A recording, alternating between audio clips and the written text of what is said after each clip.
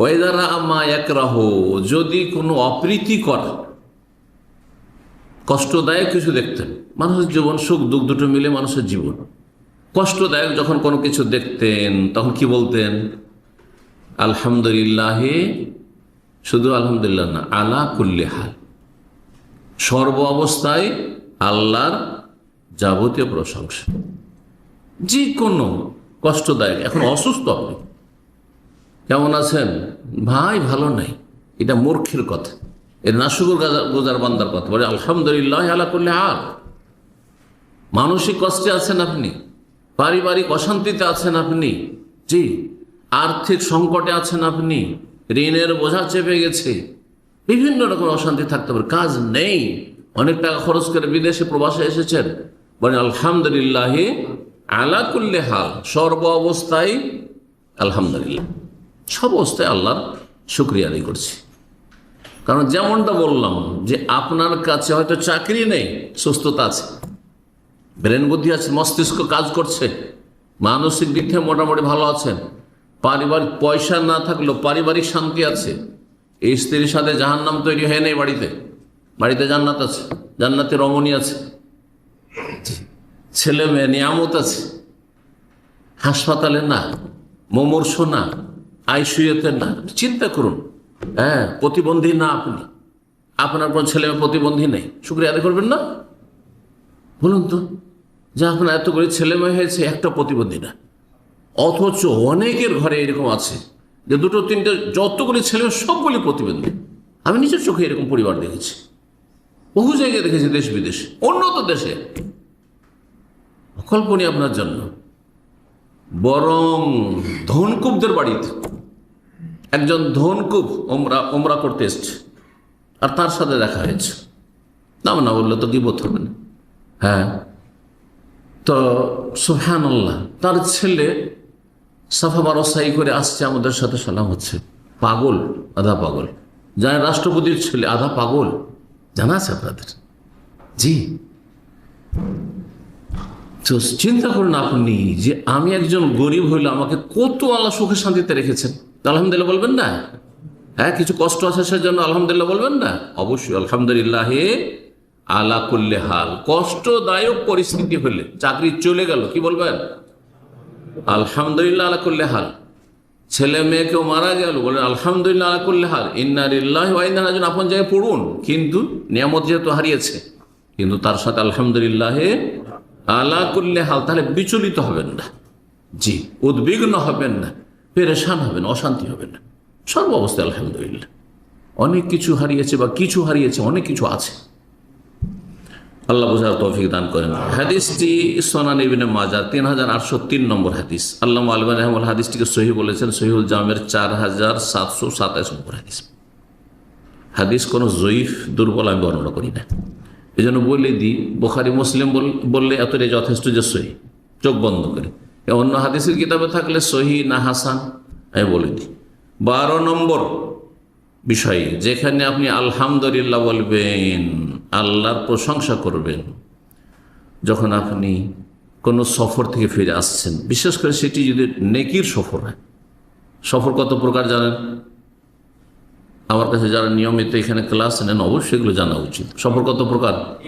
মাশাআল্লাহ, এই যে দেখছেন, নিয়মিত ক্লাস করলেই ফায়দা। কি?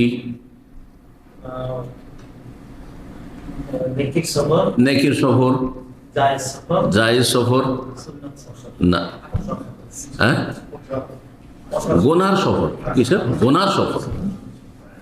কেউ যাচ্ছে সিঙ্গাপুর পাপ করার জন্য, মদ খাওয়ার জন্য, হ্যাঁ, কেউ যাচ্ছে থাইল্যান্ড যাচ্ছে, কেউ আর কোনো দেশে যাচ্ছে যেখানে পাপের ছড়াছড়ি, উদ্দেশ্য হচ্ছে পাপ করা, সেখানে গিয়ে।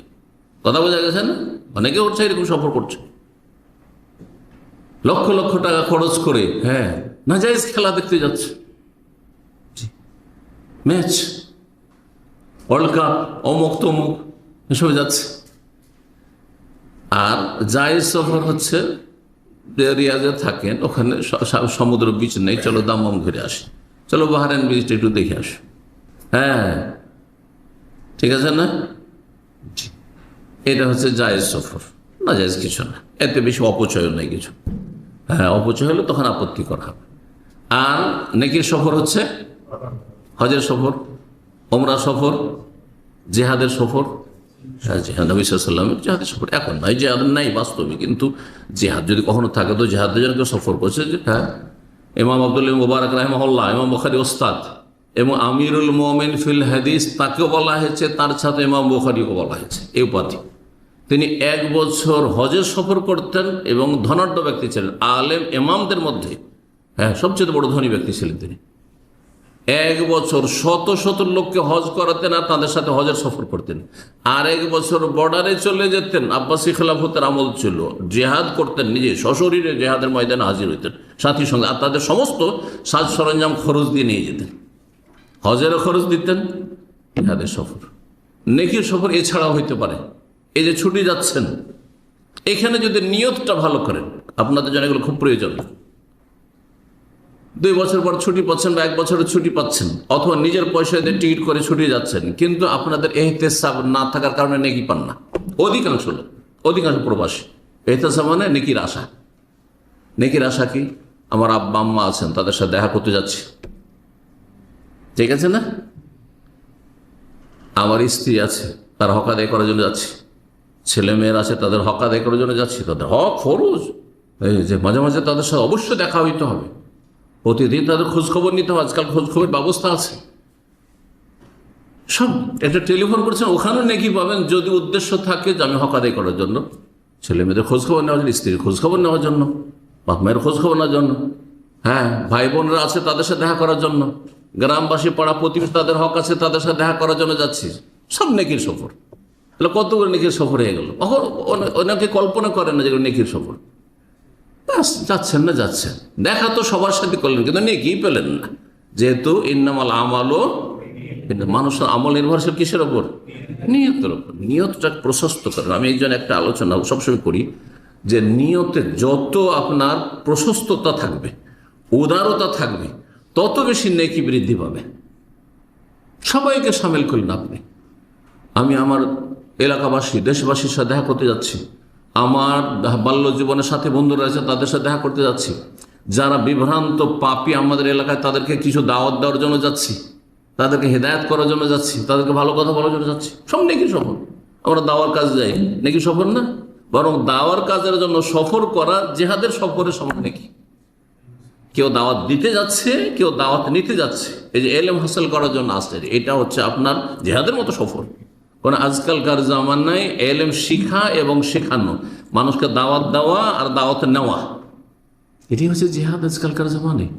এর মাধ্যমে এমন এমন জায়গায়, এমন এমন অন্তর ইসলাম পৌঁছে দেওয়া সম্ভব, যেটা হয়তো বল প্রয়োগ করে সম্ভব না। বল প্রয়োগ মানুষের দেহের উপরে করা যায়, কিন্তু দাওয়ার তাসির প্রভাব মানুষের অন্তরের উপর ফেলা যায়। গোটা পরিবার হিন্দু, গোটা পরিবার খ্রিস্টান, গোটা পরিবার ইহুদি, কিন্তু তাদের একজন সোশ্যাল মিডিয়াতে ইসলাম সম্পর্কে, সঠিক ইসলাম জানার সুযোগ পেয়ে গেছে, তার অন্তরে কি হয়ে গেছে? ইসলাম নেমে গেছে। অথচ চারিদিকে সব কাফের, হচ্ছে না?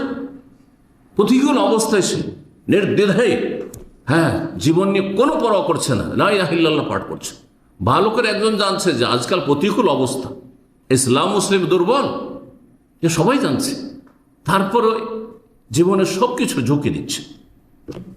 চিন্তা করুন তো, অত্যন্ত গুরুত্বপূর্ণ বিষয়। আপনি এলেম শিখার জন্য আসছেন বা শিখাতে যাচ্ছেন, খাইরকুম সবচেয়ে ভালো মানুষ আপনি, মান তাআল্লামাল কোরআন, যে দিন শিখে আর দিন শেখায়। কোরআনের মূল না এলমের বা ইসলামের মূল হচ্ছে কোরআন, সেই জন্য কোরআন বলা হয়েছে। দিন প্রথম কোরআন থেকে শিখতে হবে, তারপরে হাদিস থেকে শিখতে হবে। আল্লাহ বুঝার তৌফিক দান করুন। তো রাসূলুল্লাহ সাল্লাল্লাহু আলাইহি সাল্লাম কি করতেন? যখন কোন সফর থেকে ফিরতেন, বিশেষ করে হজ থেকে, ওমরা থেকে, যুদ্ধ থেকে, জিহাদ থেকে যখন ফিরতেন, তখন কি বলতেন? যেই দোয়াটি বলতেন কালেমাত তাওহীদ, তাতে আল্লাহর হামদ রয়েছে। হাদিস শোনাই, হাদিস সহিহ বুখারীর 1670 নম্বর হাদিস। আব্দুল্লাহ বিন উমর রাদিয়াল্লাহু তাআলা আনহু বলছেন, আন্না রাসূলুল্লাহ কানা ইযা কাফালা মিন গাজওয়িন আও হাজ্জিন আও উমরাতিন, যখন রাসূলুল্লাহ সাল্লাল্লাহু আলাইহি সাল্লাম ফিরে আসতেন কোন যুদ্ধ থেকে, তাবুকের যুদ্ধ থেকে ফিরছেন, খাইবার থেকে ফিরছেন, মক্কা বিজয় থেকে ফিরছেন, হুনাইন থেকে ফিরছেন, অথবা হজের সফর থেকে ফিরে আসতেন অথবা উমরার সফর থেকে ফিরে আসতেন, ইউকাব্বিরু আলা কুল্লি শারাফি মিনাল আরদ, প্রতিটি উঁচু জায়গায় উঠলেই, টিলায় উঠলেই আল্লাহু আকবার বলতেন। আল্লাহু আকবরের ক্ষেত্রে বলতে বলেছি, উঁচা জায়গায় উঠলে আল্লাহ, নিচে নামলে সুবহানাল্লাহর ক্ষেত্রে বলেছি সেটি। কয় তাকবীর বলতেন? সালাসা তাকবীর, 3 বার আল্লাহু আকবার আল্লাহু আকবার আল্লাহু আকবার। লিফটে উঠছেন 3 বার আল্লাহু আকবার বলবেন। এই সুন্নাত আমল করতে শিখেন, অভ্যাস হয়ে যাবে। জি, অভ্যাস করলে আপনাকে আর মনে রাখতে হবে না, অটোমেটিক গিয়ারে চলে আসে মানুষের। গাড়িতে বসলে আপনার গাড়িতে বসার দোয়া পড়া অভ্যাস হয়ে আছে, বাসা থেকে বাড়ি থেকে বের হলে বিসমিল্লাহ তাওয়াক্কালতু আলাল্লাহ পড়া অভ্যাস হয়ে আছে, অটোমেটিক গিয়ার চালু হয়ে যাবে। কিন্তু যে কোনো জায়গায় অফিসে ঢুকছেন, আপনি যে কোনো কর্মস্থলে ঢুকছেন, যেখানে দোস্ত আছে, দুশ্মন আছে, হিংসুকও আছে, আউযু বিকালিমাতিল্লাহি তাম্মাতি মিন শাররি, নামছেন কোনো জায়গায়, বাস থেকে, ট্রেন থেকে, প্লেন থেকে, আউযু বিকালিমাতিল্লাহি তাম্মা, অটোমেটিক গিয়ার চালু হয়ে যাবে। কখন? যখন আপনি কিছুদিন একটু নিজের অনুশীলন করবেন, অভ্যাস করে নেবেন, নিজেকে তরবিয়ত করতে হবে। আল্লাহ তৌফিক দান করেন। তারপরে বলতেন সুম্মা ইয়াকুল লা ইলাহা ইল্লাল্লাহু ওয়াহদাহু লা শারীকা লাহু লাহুল মুলকু ওয়া লাহুল হামদু, কালিমাত তাওহীদও পাঠ করতেন, আর আল্লাহর গুণগান করতে গিয়ে ওয়া লাহুল হামদু, তারই যাবতীয় প্রশংসা, হামদ করতেন। ওয়া হুয়া আলা কুল্লি শাইইন কাদির,